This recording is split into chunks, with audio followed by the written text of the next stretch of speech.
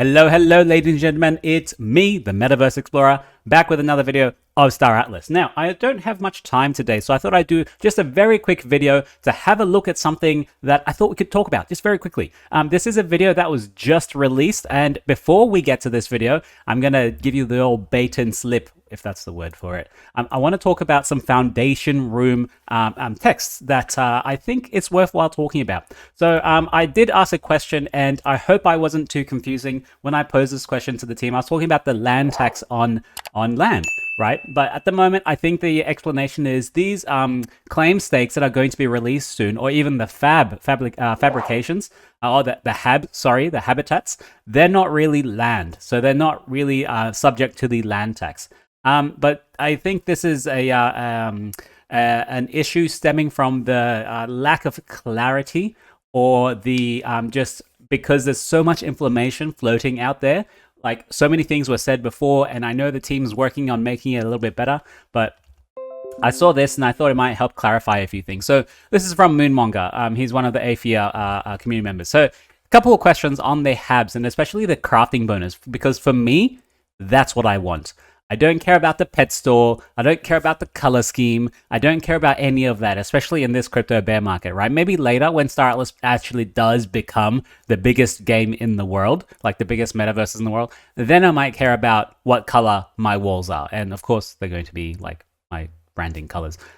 So questions are, does the bonus, and they're talking about the crafting bonus, because remember, if you have a habitat, it gives you a crafting bonus. Now, his question is, does the crafting bonus only apply when you're crafting on the central space station? So does that mean you have to freight your goods from wherever you are, from the in the universe, into the central space station where you have the habitat for the crafting bonus to be applied? Or does it apply to crafting on star bases as well? Because remember, there's star bases, and then there's the central space habitat, the central space station. And number two, is the bonus larger for each larger habitat tier? Same for storage space, because you get two bonus. The two utility bonuses I know for the habitats is one larger, is one crafting speed or crafting, bonus, and then also storage space. We don't even know how storage works in the game. Jesus Christ! And now we're getting buffs for extra storage space. I don't know how storage works in the first place. Okay, so he's like, he's going to answer this question, which is the current design is only on the central space station. UE5, since it's in the UE5, it's for crafting station item in your hab that is allowing the increase in crafting rate yield. In Sage, that's simplified. So, because there's also two different games, right? So in UE5, if you have a crafting habitat, you'll get the crafting bonus in the central space station. Probably not in the space station out somewhere in the universe. But come to Sage, they've simplified it. So if you have a habitat, you will probably get that bonus game-wide through Sage. I think that's the current thought at the moment. Second question, is the bonus larger for each habitat tier? Same for storage space. He says, yes, but it's about what hab tier can support. Yes, but it's about what hab tier can support the crafting station size and cargo storage tier size. Maybe I should read that again. Yes, but it's about what habitation tier can support. It's about what habitation tier can support the crafting station size and cargo storage size. It's about how you read it. Sorry, guys. But the bundles are getting the maximum cargo crafting station bundled with plot hab purchase. A breakdown of all these items in the bundle will be listed. So hopefully all of this information will come out soon, because it's coming out soon, right? Like, you'll be able to purchase these very soon. They're probably working right now on all the tiers and all the listings and what bundles it comes in. So yeah, it's needed, because right now we're like in conjecture land, a conclusion land, where I'm like, okay, so there's land tax because we're getting land, but we're not actually getting land. It's actually claim stakes. So my mind is racing throughout this whole place. Now, another item I wanted to say, Morpheus did ask, Sage release in early Q1. Are we talking about the DevNet or mainnet? Now, this is from my last video. I don't know if Morpheus asked this question for me, because I was trying to extrapolate what timeline we're on at the moment. And in the document, it said Sage release in early Q1. They weren't clear if it was DevNet or mainnet. Okay, and now he's saying the target is mainnet for early Q1. So if we're going for mainnet in early Q1, then hopefully a DevNet in December, which is in like 8 days, right? So in 8 days, hopefully we should start to see DevNet coming out. But keep in mind, that's the target. That's the soft target, right? We don't know if it's a hard or soft, but it's a target. And we know we asked the Star Atlas team for timelines. It never works out. That's why we have 4 to 6. You guys remember that? 4 to 6. So he should just say 4 to 6, right? That's what it is. We shouldn't be given. They shouldn't be giving the timelines because it never works out, guys. Okay. Moonmonger follows up. But to confirm, HAB crafting bonuses will be active from day 1 of Sage mainnet, correct? Yes, that's the plan. I was told it wasn't difficult to include this item in launch when the crafting rate with crew members. And of course, that leads on into a second question. Crew members, okay? So he's saying when Sage goes to mainnet, hopefully in Q1 of 2023, then you will get the crafting bonus from the habitat. So if people, this gives room for people to try and negotiate habitats, get better crafting bonuses, position yourself if you know you're going to be crafting a lot. Now let's go ahead because there's a lot more foundation tests that we need to get through. You know, this is like the where the team makes up their minds on stuff and says stuff to us. So, question. Considering how expensive combat is, according to the game manual, having to repair the ship after combat and assuming fighters can't do mining, freight, what else can we do? So, combat is being heavily discussed by all departments right now. A big sync meeting tomorrow will come and they'll talk about it. They're saying, I wanna make sure I get this right. If combat was diminished, then the previous ability to haul mine from planets should remain with fighters based on previous specs anyway, but more details coming soon. So I think the question was mainly towards if we're going to be mining a lot, all of these fighters are going to be pretty useless, but they're changing some stuff up. So like I said, everything, take it with a grain of salt. So, and then this is a follow-up to Bunthius when he replied, wait, we're having crew members soon? It's a very MVP state for Sage. So like minimum viable product, the minimum of crew membership. You might say, we have 3 crews, this is what they can do. You won't be able to distinguish between the crews. You won't be able to say, okay, this is a more experienced crew, like that sort of stuff. It'll be very, very basic. At least you'll have maybe an NFT as a crew member. And how many crew you have is a bonus or a multiplier to your crafting speed. That info isn't out yet, then Chip can elaborate elsewhere. Otherwise, in a more fidelity state, probably end of Q1 2023. So, crew members are coupled to ships in the MVP version 0, which is DevNet, right? At least I assume so. Later on, we will then split them and make crew members individualized NFTs. So, actually, in the first place, it won't even be NFTs. It'll be just some some metadata attached to your ship, perhaps, or attached to your fleet, right? And then later, at the end of Q1, it might be individualized NFTs. Now, this makes me realize, what about all the already individualized NFTs? What if someone loaded up on a whole bunch of Sammy Banks because they're really cheap? Because no one likes Sam from FBS. From FTX. SBF from FTX. And of course, the follow-up questions, mind elaborating a bit on what this means for players if you're feeling sassy enough. He's like, he's writing it up now, working on the game manual right this minute. So, guys, let's not rush him.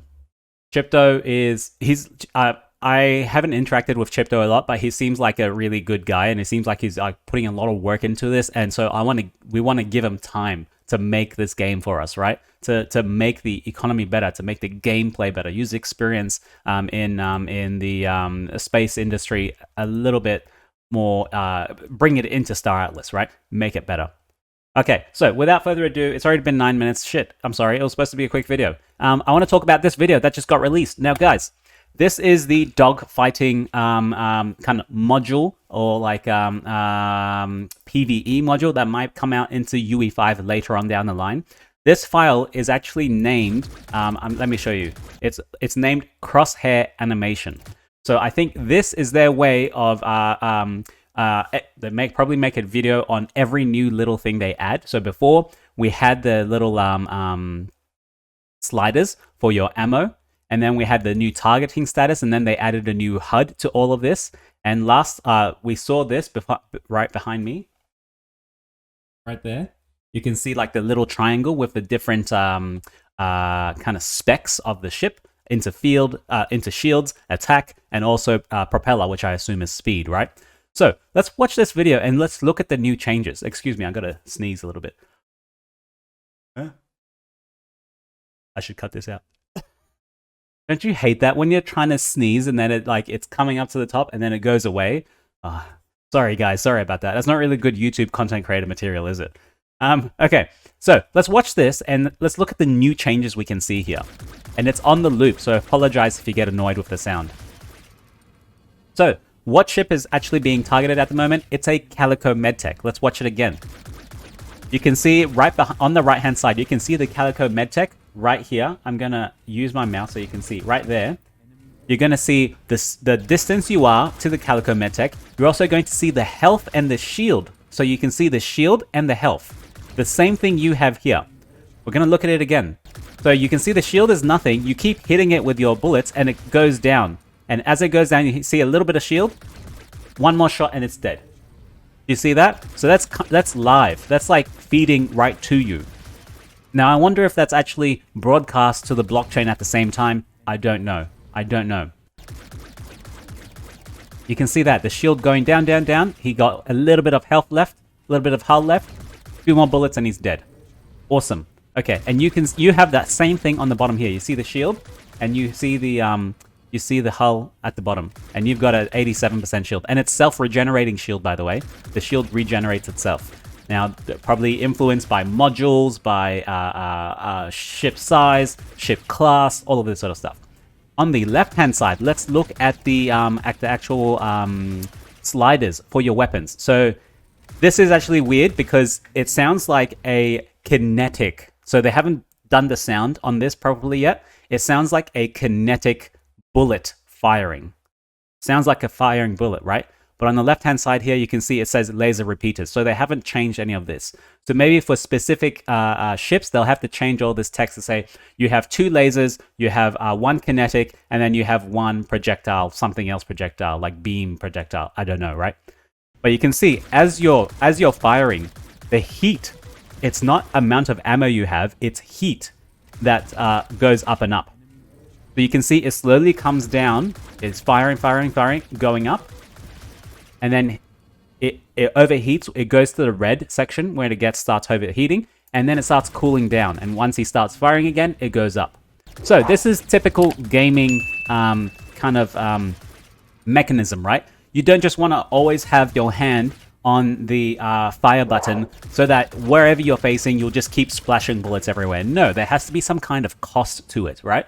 So either you reach all the way to the top where it starts overheating, which then gives you a cooldown. You have to wait until it goes all the way down to the bottom. And of course, in this time, you can't fire anything. Okay, this is typical gaming behavior. You have to be selective in how you shoot so that you don't just like game the system, right? If everyone's got bullets flying all over the place 24/7 with no cooldown, that's terrible gameplay. Terrible, terrible gameplay. As well as non-realistic, right? Really non-realistic. So this I kind of expected. The sound, even though the sound is not mapped correctly to the laser repeater or to the type of bullet it's firing, a type of projectile it's firing, it's still good sound. So I'm expecting every projectile, every mechanic bullet projectile to sound like this. Listen.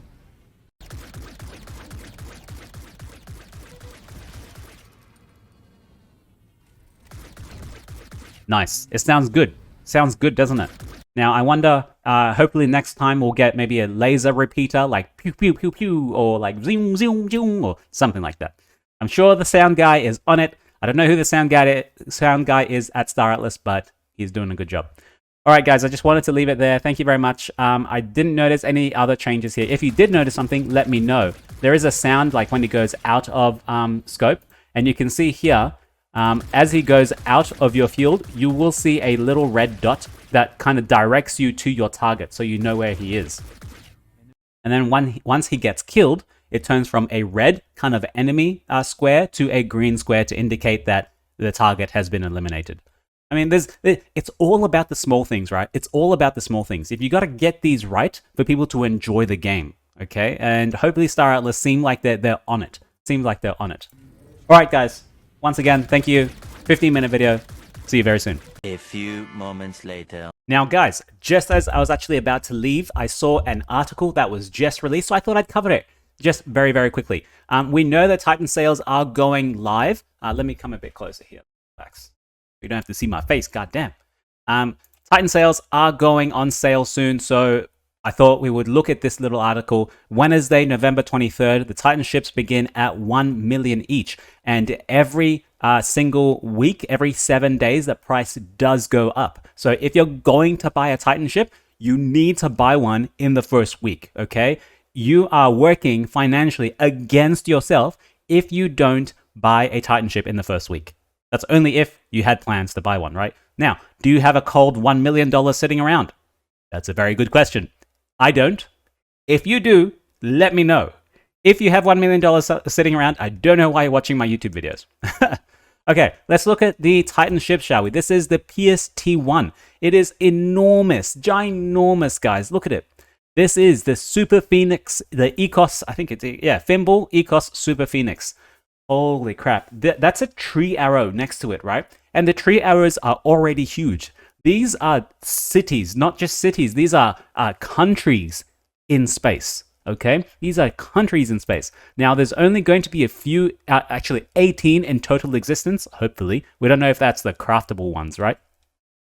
But so far, there's going to be 3 going on sale. Busan, the last stand, Titan ship. This looks crazy. This looks like something from Mass Effect. If you guys watch, if you've ever watched the play the game, like the Harbingers, I think it was. I haven't played that in ages. Even the new game, Mass Effect Andromeda. I should see if my computer can run it. Who am I kidding? I don't have time to play new games. So, now the team did release some extra text that I really want to go through. And to be honest, it sounds like the team is talking directly to us. It sounds like the team's talking to me and you. So let's see what they say. Narentus, celebrated journalist and pawn behind the widely read Punab Whisper. Now, I think we all know who that is, Newt. I see you, Newt. I think it's Newt. It is Newt. It is Newt. It's you. Definitely. Definitely. I think. So, he's looking around for, he looked around at the crowd of friends and relatives, expecting everyone to be excited as he was. Did you guys hear what the secretary just announced? Minutes later, a document appeared on the screens of the people in the meeting hall, and across the corners of the galaxy, it read, a manifesto for the golden era. Of course, it's talking about Sage, right? So this is a small article that has been released. Let's go through it tidbit by tidbit. I'm here to share with you an intergalactic truth that might not always be easy to see, but which is indisputable even by the forces governing the universe. It goes like this. Here and now, we stand at the doorstep of a golden era. Our bonds already managed to create a civilization that transcends even our ancestors' wildest dreams, who hoped to live among the stars they could only imagine visiting. Now, this, I think, is the team talking about themselves and also talking about us. Of course, it's phrased within the lore of Star Atlas from the Council of Peace, but really, we know that the Council of Peace is Automata. We are the citizens in the Council of Peace factions. As players, you kind of get the idea, right? So the Star Atlas team is the Council of Peace, but the Council of Peace separately in the game is the Council of Peace. You know what I'm saying. So, I think this is Star Atlas team talking. We believe in the power of imagination. Power comes from the people, which Automata always says, right? And is exercised directly by the people. We have the most talented workers, talking about themselves, devoting themselves to advancing this ethos every day. They're talking about all the workers at Star Atlas and Automata. We all yearn to see each other enjoy our lives in the way we see fit, among an infinite number of fulfilling paths. We live in a complex system, growing day by day, economically sophisticated, enabling us to dream of a galaxy where the power comes from not the top, but from the bottom, but from the decentralized voices at the very heart of our society. Ooh, are they talking about me? Am I a decentralized voice? We embrace difference, talking about themselves, and ensure that everyone is able to enjoy our galaxy in whatever ways they find fulfilling. We are builders, talking about Star Atlas and Automata. We are not here to create small or easy things. And that's kind of true. They're not creating something that's easy. The Star Atlas metaverse is like super, super hard. It's probably one of the hardest things on the risk curve for anyone to be doing right now in the middle of a bear market. We are here to push forward and stretch further and reach higher than many think possible. We see beauty in art, technology, and simplicity. We use technology to create elegant, groundbreaking art. We are adventurers and explorers. We believe in the brightest of the future. Brightest of future. We do not shy away from the unknown. We go there to know there. We are constantly improving. All these marvels were built by us and those before our own time. Let us not forget how far we have come so rapidly and how much still lies ahead. They're talking about the incredible development pace of Star Atlas. It's only been around for 2 or so years, and they've already got like a giant dev team, a UE5 module, the Sage, economic team, economic paper, gameplay, like all of this sort of stuff. They're saying like we've done a lot. We've ventured into the unknown, and we're making a home for ourselves here. Now, they said the Council of Peace just announced 3 Titan ships, the ultimate expression of our craftsmanship and cooperation. And I want to read the sentence. They prove that we can accomplish anything when we work together, even conquering hostile environments like the cold void of space. Now, they are specifically talking, and this is my interpretation, right? You'll have your own interpretation. They are specifically talking about how hard they've worked and what they've accomplished in this bear market. Losing 50% of funds, losing a whole bunch of money, and having to go out and raise. It's an incredible time. It's a time of attrition right now in every crypto company. People are losing jobs left, right, and center. People have been wiped out from FTX, and very soon, maybe even Genesis Trading and a DCG, Digital Currency Group, they might be the next thing to go bankrupt if they don't raise $1 billion because they lost money in 3AC, Celsius, and FTX. Holy crap. So, it's a cold void of space. Yeah, that's what I get. Okay. Do not lose faith. Do not lose hope. The noise, the fear, the doubt will soon dissipate, washed away in the cosmic currents. Of course, they're referring to FUD. Fear, uncertainty, and doubt. You can see where the parallels are coming into this, right? I'm glad I did a video on this. Now, the 3 Titans. Now, let me know if this message resonated with you. It did a little bit with me, but at the same time, it's the bear market. Flight of the Titans, Wednesday, November 23rd, $1 million each. The Mud, PST1, the Busan, a Last Stand Mark 8, VIII, and Fimble Super Phoenix Ecos. The 24-hour countdown starts from November 22 at 12 p.m. EST. Now, that's like my time right now. So, in 1 hour, we will see someone spend $1 million in Star Atlas or not. It might not be in the first hour of the day. It might be like the last 20 minutes because they don't want to spook the market, right? Like this is the games that whales play. They got money. They can wait. If no one buys it, then that's fine. They can just buy the next one, you know? If you got $1 million, you're going to wait. You're going to make sure you're going to time your entry very perfectly. Okay, guys. Thank you.